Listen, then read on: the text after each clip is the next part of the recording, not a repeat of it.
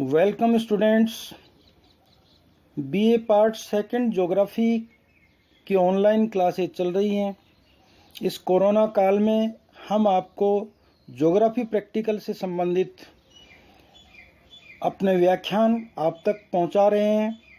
इन व्याख्यानों के माध्यम से आपको प्रैक्टिकल संबंधी जो विषय वस्तु है उसको समझने में आसानी हो रही होगी, हमें पूरा विश्वास है। प्रिय विद्यार्थियों, मैं डॉक्टर वेद प्रकाश यादव आज द्विविमीय आरेख के ऊपर हम चर्चा करेंगे। द्विविमीय आरेख में हमने वर्गाकार आरेख को बनाना सीख लिया है। वर्गाकार आरेख के माध्यम से किस प्रकार हम दिए गए पदमूल्यों का प्रदर्शन इकाई वर्ग आरेख अथवा वर्गाकार ब्लॉक आरेख से कैसे कर सकते हैं, ये हम सीख चुके हैं। आज का हमारा टॉपिक है आयताकार आरेख, रेक्टेंगुलर डायग्राम। रेक्टेंगुलर डायग्राम में दिए गए मूल्यों को आयत के द्वारा, रेक्टेंगल के द्वारा प्रदर्शित किया जाता है। जैसे वर्गाकार आरेख में हमने वर्ग से उन मूल्यों को दर्शाया था, तो यहाँ हम आयत के द्वारा मूल्यों को दर्शाते हैं। भिन्न भिन्न आयतों का जो क्षेत्रफल होता है उनका अनुपात दिए गए मूल्यों के अनुपात में ही होता है। उन मूल्यों के अनुपात में उनको रखना जरूरी है ताकि क्षेत्रफल और मूल्यों में समानुपात बना रहे। अगर हम आयताकार आरेखों को रचना की दृष्टि से देखें तो इसके दो भेद होते हैं, दो वर्गों में रख सकते हैं। एक साधारण आयताकार आरेख है, सिंपल रेक्टेंगुलर डायग्राम है, और दूसरा विभाजित आयत आरेख है जिसको हम डिवाइडेड रेक्टेंगुलर डायग्राम कहते हैं। अब हम आयताकार आरेख बनाने से पहले आयत बनाने की विधि को संक्षेप में समझेंगे। आयत की प्रमुख दो विशेषताएं हैं। आयत बेसिकली एक चतुर्भुज होता है जिसकी चार भुजाएं हैं, आप जानते हैं, लेकिन उनकी भुजाओं में एक खास विशेषता होती है कि आमने सामने की भुजाएं बराबर होती हैं और आयत के चारों कोण समकोण होते हैं।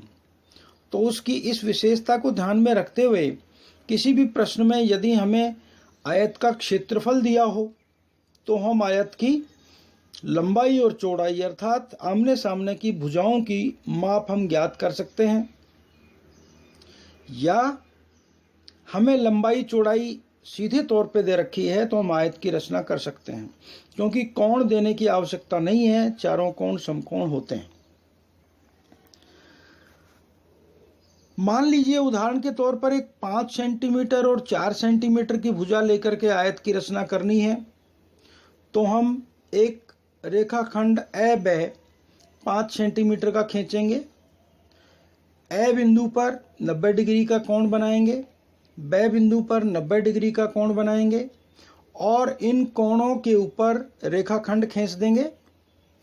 इन रेखाखंडों में से हम 4-4 सेंटीमीटर के नाप के रेखाखंड काट लेंगे और वो जो बिंदु जहां आए उनको क्रमशः हम नाम स और द दे देते हैं। तो इस स द को मिला देंगे और इस तरीके से हमारा अभीष्ट आयत ए ब स द बन जाएगा। तो ये इसी आधार पर हमें आयत बनाने हैं। अब हम बात करते हैं साधारण आयताकार आरेख। साधारण आयताकार आरेख बनाने के लिए सबसे पहले दिए गए मूल्य को प्रकट करने वाले आयत का एक पूर्व निश्चित मापने के अनुसार हम क्षेत्रफल निकाल लेते हैं। उसके बाद इस क्षेत्रफल के मान को दो गुणनखंडों में विभाजित कर देते हैं और दो जो गुणनखंडों में विभाजित किए वो गुणनखंड इसकी क्रमशः लंबाई और चौड़ाई को प्रदर्शित करेंगे। इस संबंध में हमें एक खास बात ध्यान में रखने की है कि किसी संख्या को भिन्न भिन्न मूल्यों वाले कई आकार के गुणनखंडों में बांटा जा सकता है। मान लीजिए कि हम 20 वर्ग इकाई क्षेत्रफल है किसी आयत का, तो 20 को हम 20 गुणा 1 सेंटीमीटर, 20 सेंटीमीटर गुणा 1 सेंटीमीटर, 10 सेंटीमीटर गुणा 2 सेंटीमीटर, 5 सेंटीमीटर गुणा 4 सेंटीमीटर इत्यादि इत्यादि भागों में विभाजित कर सकते हैं। तो इस प्रकार से आयत का अलग अलग लंबाई और चौड़ाई लेकर के भी क्षेत्रफल समान हो सकता है। तो ये हमें देखना है कि हम जो आयताकार आरेख बना रहे हैं उसमें हम क्षेत्रफल के आधार पर लंबाई चौड़ाई स्वयं निश्चित करेंगे। हम स्वयं ये तय करेंगे कि आयत की लंबाई और चौड़ाई कितनी होगी। इन आरेखों में आयत बनाते समय आयत की एक माप को हम स्वेच्छा से चुन लेते हैं और उस आयत का जो हमने एक भुजा की माप ली है उसका क्षेत्रफल में भाग दे देते हैं, तो दूसरी भुजा स्वयं निकल करके आ जाती है, क्योंकि हम जानते हैं कि आयत का क्षेत्रफल बराबर लंबाई गुणा चौड़ाई होता है।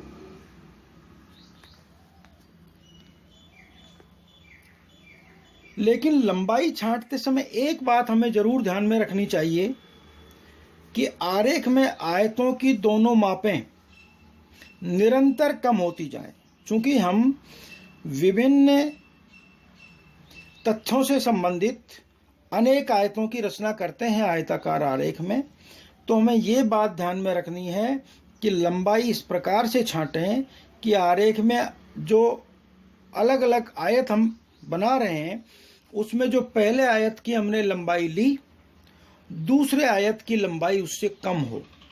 और इसके लिए हम पहले आंकड़ों को एक आरोही क्रम में रख लेते हैं या अवरोही क्रम में रख लेते हैं और उसी अनुसार फिर हम लंबाई लेकर के आंकड़ों से चौड़ाई ज्ञात करते हैं। तो चौड़ाई और लंबाई निरंतर इस तरह से कम होती जाती हैं जिससे एक आयत की भुजा किसी दूसरे आयत की भुजा को काट नहीं पाती है। सभी आयतें अलग अलग दिखाई देते हैं। हम एक उदाहरण लेते हैं। मान लीजिए हमारे पास कुछ आंकड़े दिए हुए हैं जिसमें विभिन्न अनाजों का उत्पादन मीट्रिक टन में दिया है। उदाहरण है, जैसे चावल है उसका उत्पादन मीट्रिक टन में दिया है 53.5 मीट्रिक टन, गेहूं का 35 मीट्रिक टन, ज्वार 11.5 और मक्का 6.5 मीट्रिक टन। मान लीजिए 4 अनाजों का उत्पादन है, इनको लेकर के हमें आयताकार आरेख की रचना करनी है। तो अब हम क्या करेंगे, पहले कि हम कोई एक पैमाना मानेंगे। हम एक मापक या पैमाना मान करके मापनी के अनुसार आयत का क्षेत्रफल निकाल लेंगे। मान लीजिए हम पैमाना मानते हैं 1 वर्ग इकाई बराबर 1 मिलियन टन। तो 1 वर्ग इकाई बराबर 1 मिलियन टन माना तो मापनी के अनुसार आयत का जो क्षेत्रफल निकलेगा वो 53.5 मीट्रिक टन के लिए क्षेत्रफल हो जाएगा 53.5 वर्ग इकाई। 35 मीट्रिक टन जो गेहूं का उत्पादन है उसके लिए क्षेत्रफल हो जाएगा 35 वर्ग इकाई। 11.5 जो ज्वार का उत्पादन है मीट्रिक टन में उसका क्षेत्रफल हो जाएगा 11.5 वर्ग इकाई। और मक्का का जो उत्पादन 6.5 मीट्रिक टन है उसका क्षेत्रफल हो जाएगा आयत का 6.5 वर्ग इकाई। अब हम इस आयत की लंबाई और चौड़ाई ज्ञात करते हैं। मैंने पहले आपको समझाया है कि लंबाई हम स्वयं निश्चित कर लेते हैं और चौड़ाई निकालने के लिए क्षेत्रफल में लंबाई का भाग दे देते हैं।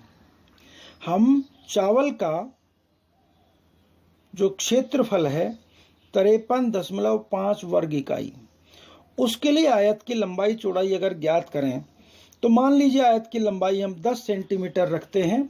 तो 10 सेंटीमीटर लंबाई रखने के बाद हम 53.5 में 10 का भाग दे देते हैं, तो जो उसका परिणाम आता है, उसका भागफल आता है, वो आता है 5.35 सेंटीमीटर। तो वो जो 5.35 सेंटीमीटर है वो आयत की चौड़ाई हो गई। ठीक इसी प्रकार से मान लीजिए 35 वर्ग इकाई क्षेत्रफल है। अगर हम आयत की लंबाई 7 सेंटीमीटर मान लें, तो 7 का भाग 5 में देंगे तो 5 सेंटीमीटर उसकी चौड़ाई हो जाएगी। 11.5 वर्ग इकाई क्षेत्रफल के लिए अगर हम आयत की लंबाई 5 मान लेते हैं तो उसकी चौड़ाई हो जाएगी 2.3 सेंटीमीटर। और 6.5 वर्ग इकाई जो क्षेत्रफल है उसकी अगर लंबाई 4 मान लें आयत की, तो उसका जो चौड़ाई का माप होगा वो 1.62 सेंटीमीटर हो जाएगा। तो इस तरह से हमने चारों आयतों की लंबाई और चौड़ाई निकाल ली। और इन आयतों की लंबाई चौड़ाई में आप विशेषता देख रहे हैं, जो मैं पहले आपको बता चुका हूं कि इनकी आयतों की लंबाई और चौड़ाई क्रमशः लगातार घट रही है। इससे फायदा ये होगा कि एक आयत की भुजा किसी दूसरे आयत की भुजा को काटेगी नहीं। अब हम आयत की रचना करते हैं। रचना करने के लिए हम क्या करते हैं? रचना करने के लिए पहले हमने एक क्षैतिज रेखा खींच ली है और उसके बाद हमने उसके एक शीर्ष बिंदु पर, उसके प्रारंभिक बिंदु पर एक 90 डिग्री का कोण बना करके एक रेखा खींची है। इस रेखा में हम सबसे पहले जो सबसे छोटा आयत है उसकी लंबाई क्षैतिज अक्ष के ऊपर और उसकी चौड़ाई लंबवत अक्ष के ऊपर काट लेते हैं। हमने निशान लगा दिया। लंबाई के लिए 4 सेंटीमीटर और चौड़ाई के लिए 1.62 सेंटीमीटर। उसके बाद उसी बिंदु से दूसरी आयत की लंबाई जो ज्वार को प्रकट कर रही है 5 सेंटीमीटर का निशान लगा दिया और चौड़ाई के लिए 2.3 सेंटीमीटर का ऊपर की तरफ लंबवत जो हमारा पैमाना है उस पर निशान लगा दिया। तीसरी आयत जो गेहूं को प्रकट करेगी, लंबाई के लिए 7 सेंटीमीटर दूरी ले ली और चौड़ाई के लिए 5 सेंटीमीटर दूरी पर हमने निशान लगा दिया। ठीक इसी प्रकार हमने चावल को प्रकट करने के लिए जो आयत बनाना है उसके लिए क्षैतिज अक्ष के ऊपर 10 सेंटीमीटर और लंबवत अक्ष के ऊपर 5.35 सेंटीमीटर की नाप के लिए निशान लगा दिए। अब ये जो नाप हमने लिए हैं, इन नापों को लेकर आप आयत की रचना कर लें। जो लंबाई आपने ली है, निशान लगा है, उसके ऊपर 90 डिग्री का कोण बनाइए और जो चौड़ाई ली है उसके ऊपर भी 90 डिग्री का कोण बनाइए। दोनों कोण जहां कटेंगे वो आपकी आयत का चौथा बिंदु हो जाएगा। इस तरह से आयत की आपकी रचना हो जाएगी। तो ये आप और ये सभी आयत अलग अलग आपको दिखाई देंगे। एक के भीतर एक आयत है। ऊपर आप इस आरेख का शीर्षक लिख दें। जैसे अंग्रेजी में यदि आप लिखते हैं तो production of serials in India, और हिंदी में लिखते हैं तो भारत में खाद्यान्नों का उत्पादन का वर्ष नीचे ब्रैकेट में लिख दीजिए और इस आयताकार आरेख के नीचे आरेख का नाम लिख दीजिए, साधारण आयताकार आरेख। और जहां आपको शीट में जगह मिले, आरेख के बिल्कुल निकट कहीं ना कहीं आप एक वर्ग इकाई जो हमारी जितना क्षेत्रफल दर्शा रही है वो क्षेत्रफल लेकर के एक वर्ग इकाई वाला आयत बना लें, वो वर्ग बना लें। क्षेत्रफल को दर्शाने के लिए वर्ग की हमें यहाँ आवश्यकता है, क्योंकि वर्ग में क्षेत्रफल दर्शाएंगे। तो वो एक वर्गाकार आकृति बना लें और 1 मिलियन टन को लेकर के जो हमने क्षेत्र लिया है उसके लिए हम एक वर्ग की रचना नीचे मापक के तौर पर कर दें। इस उदाहरण की बात करें तो जैसे मान लीजिए हमने 1 सेंटीमीटर की आकृति का एक वर्ग लिया है, तो 1 गुणा 1 सेंटीमीटर, 1 सेंटीमीटर गुणा 1 सेंटीमीटर बराबर 1 वर्ग सेंटीमीटर का एक वर्ग लिया, जो हमारा 1 1 मिलियन टन को दर्शाता है क्षेत्रफल को, तो वो हम एक वर्ग इसके जहाँ भी आपको स्थान मिलता है, आरेख के नीचे, आरेख की बगल में आप इसको दर्शा दें।